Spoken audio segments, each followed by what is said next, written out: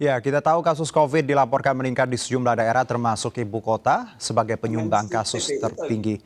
Dan saat ini bahkan Indonesia akan menuju disebutkan dari ancaman gelombang ketiga COVID-19, berbagai transportasi umum seperti Transjakarta, komuter lain mulai kembali berlakukan seperti sebelum adanya COVID. Dan untuk mengetahui bagaimana sistem yang diterapkan pihak transportasi, kita terhubung dengan Ibu Ane Purba selaku VP Corporate Secretary dari KAI Komuter. Selamat sore Bu Ana, apa kabar?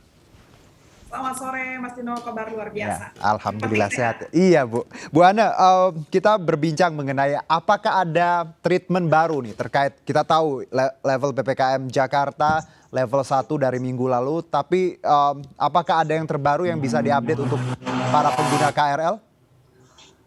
Ya, jadi kalau kita lihat memang ya untuk KRL ini kita tidak banyak perubahan, termasuk kapasitas. Ketika memang ada beberapa daerah yang sudah mengizinkan 100%, Baik. tetapi untuk komuter lain sampai saat ini mulai dari PSBB sampai ke PPKM ini belum lebih dari 50%. Oke. Jadi kapasitasnya masih di angka 32 sampai 45%. Jadi perubahan-perubahan untuk kapasitas ini juga kelihatan dari COVID ya yang ada di beberapa daerah. Kebetulan kita kan adanya di 3 provinsi khususnya di Jabodetabek, Ya. sehingga kita juga bisa melihat di daerah-daerah lain ini masih ada beberapa yang masih level 3. Sehingga dengan adanya hal tersebut, maka untuk kapasitas dari KRL ini masih dipertahankan di bawah 50%. Oke. Sementara untuk protokol kesehatan masih terus kami lakukan dengan pembatasan-pembatasan untuk masuk ke stasiun, kemudian menggunakan double masker, kemudian kami juga masih terus meningkatkan wastafel, jumlah wastafel yang dapat digunakan oleh pengguna jasa komuter lain untuk terus untuk mencuci tangan di area stasiun. Jadi inilah yang kita lakukan terus-menerus, tidak berhenti Mas Juno untuk setiap kali ada perubahan-perubahan di PPKM ini, kita tetap konsisten dengan protokol kesehatan. Jadi pertimbangannya tadi walaupun DKI level 1 tapi beberapa penyangga masih level 3 ya Bu Ana ya. Jadi agak risky kalau kita memperlakukan ya misalnya seperti Transjakarta yang sudah 100% seperti itu. Iya, Nah, jadi oke. kan kita daerah penyangganya juga ada dan kita kan dibawahi juga dari kementerian, kami melihat bahwa upayanya adalah tetap melakukan pembatasan kapasitas. Tetapi bagaimana caranya kita bisa mengatasi ketika mobilisasi masyarakat meningkat, itu kita menambah frekuensi perjalanan di jam-jam sibuk. Baik. Jadi saat ini kami sudah menjalankan 999 perjalanan dengan memaksimalkan trainset yang ada 10 sampai 12 kereta. Dulu kan masih ada 8 ya. Di jam-jam sibuk itu kita buatkan 10 sampai 12 kereta. Untuk apa?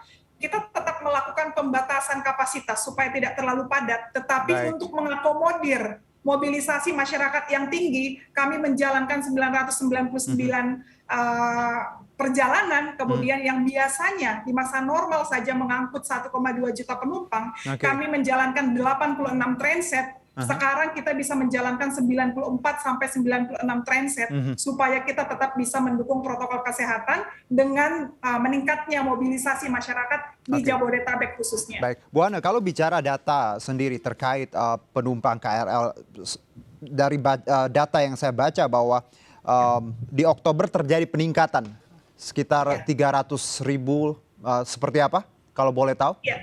Trennya? Jadi kita melihat memang peningkatannya bahkan sekarang sudah di angka 450.000, Mas Juno. Jadi ketika PPKM dengan adanya syarat surat ketika itu ya, ketika ada kritikal dan non esensial, kita itu melayani di bawah 200.000 karena memang work from office-nya hanya diizinkan itu di ketika kritikal ya 200.000 ya? Iya, di bawah 200.000. Tapi ketika adanya vaksin yang terus memang kita terus dukung di sentra-sentra vaksin, stasiun juga kita buka gitu ya, dan adanya beberapa pembukaan seperti mall, restoran dan yang lain, ini beranjak mulai dari 300-350 dan saat ini karena Jakarta juga sudah level 1, restoran juga sudah beroperasi sampai jam 10. 2 minggu terakhir ini kami sudah melayani penumpang di atas 400.000 dan kemarin itu tercapai 450. Nah, hal yang kita lakukan dengan tetap diberlakukannya kapasitas di bawah 50% di KRL ini adalah dengan menambah SF seperti 10 dan 12 di jam-jam sibuk. Kemudian kita tetap konsisten menjalankan 999 kereta tadi. Dan kemudian kita juga terus bekerja sama ya dengan pemerintah setempat untuk terus melakukan program vaksinasi di stasiun-stasiun. Oke, jadi treatmentnya walaupun tadi angkanya trennya terus naik, tapi ada treatment pencegahan tadi khususnya di jam sibuk.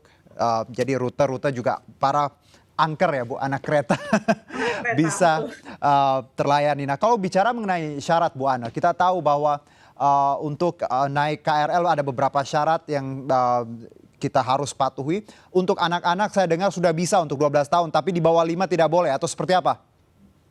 Iya, jadi kalau untuk syaratnya pasti vaksin ya.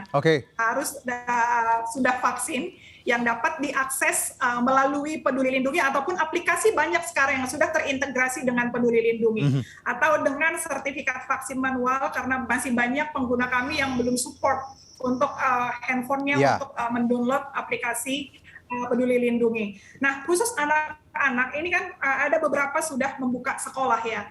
Kemudian yang di bawah 12 tahun asalkan dia didampingi oleh orang tua ataupun yang sudah divaksin ini diperbolehkan naik. Tetapi untuk balita kami mohon maaf saat ini masih belum bisa naik KRL karena mereka belum divaksin dan mereka juga rentan terhadap virus ini. Jadi di bawah 12 tahun sudah boleh asal didampingi orang tua seperti itu ya? Iya. Karena kita tidak tadi menutup mata bahwa banyak mereka yang juga menggunakan untuk transportasi sekolah ya Bu Ana ya. Bu Ana, bicara Desember nih, libur Natal, Tahun Baru, ini kan otomatis mobilitas akan cukup tinggi, apalagi wilayah Jabodetabek. Bagaimana teman-teman di KRL Komuter Line ini mengantisipasi nantinya lonjakan di Desember? Iya. Jadi ini berbeda dengan kereta jarak jauh, ada mudik ya. Kereta jarak jauh itu mereka mudik ke kampung. Sebenarnya kalau misalkan libur Lebaran, Natal, Tahun Baru justru kita sepi di jam kerja. Ramainya itu ketika hari hanya orang bersilaturahmi atau jalan atau ke mall atau mungkin dari Bogor ke Jakarta, dari Jakarta ke Bogor. Dan ini memang kita melihat bahwa mereka ini penumpang musiman.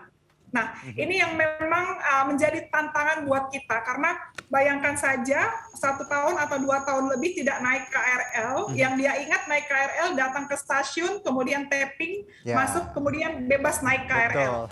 Nah, penumpang-penumpang seperti inilah yang perlu kita antisipasi ya. Kita sudah siapkan untuk perjalanan kita sudah, namun nanti pasti kami akan mengikuti peraturan yang disampaikan oleh pemerintahan pusat ataupun daerah. Tetapi khusus untuk petugas ini kita sudah siapkan seperti mobile loket atau teman-teman yang posko supaya edukasi itu terjadi sebelum mereka masuk gate. Jadi untuk protokol kesehatan tetap kami upayakan sebelum mereka masuk gate, mereka sudah kami lakukan edukasi di awal seperti penggunaan double masker, kemudian vaksin, kemudian juga mereka harus mematuhi marka-marka. Tidak mudah loh ketika mereka datang, mereka harus menarik, berjejer. Bu Ana. Anda menyebutkan tadi tiba-tiba naik KRL.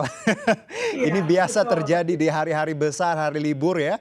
Banyak sekali dari wilayah aglomerasi ini yang tiba-tiba naik KRL dan tadi edukasi penting sekali agar tidak tadi terjadi penumpukan dan prokes tetap berjalan. Bu Ana, terima kasih atas waktunya, sehat-sehat untuk teman-teman di KAI Komuter. Selamat sore. Dan pemirsa, Koordinator PPKM Jawa Bali Luhut Binsar Panjaitan menyebut adanya tren kenaikan angka positif COVID-19 di 43 dari 128 kabupaten kota dalam 7 hari terakhir. Salah satu daerah yang mencatat kenaikan yaitu DKI Jakarta. Ya, untuk itu Luhut mengatakan akan mengumpulkan kepala daerah 43 kabupaten Jawa Bali itu, termasuk di Jakarta, untuk segera mengidentifikasi dan melakukan intervensi demi menahan tren kenaikan. Luhut mengatakan relaksasi PPKM berdampak pada kenaikan mobilitas yang cukup tinggi. Menteri Kesehatan Budi Gunadi Sadikin membenarkan kenaikan kasus di berbagai daerah baik luar maupun di Jawa Bali. Meski tak signifikan dan masih terkontrol, Menkes meminta pemerintah daerah dan masyarakat waspada karena hal ini menjadi indikasi awal. Sementara itu, juru bicara Satgas Penanganan COVID-19 Wiku Adhisa Smito menuturkan peningkatan kasus 7 hari terakhir dapat digunakan untuk memantau perkembangan kasus COVID ke depan.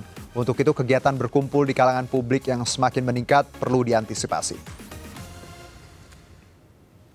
Ya, informasi lain akan kami hadirkan usai jeda. Berikut tetap di MNC News.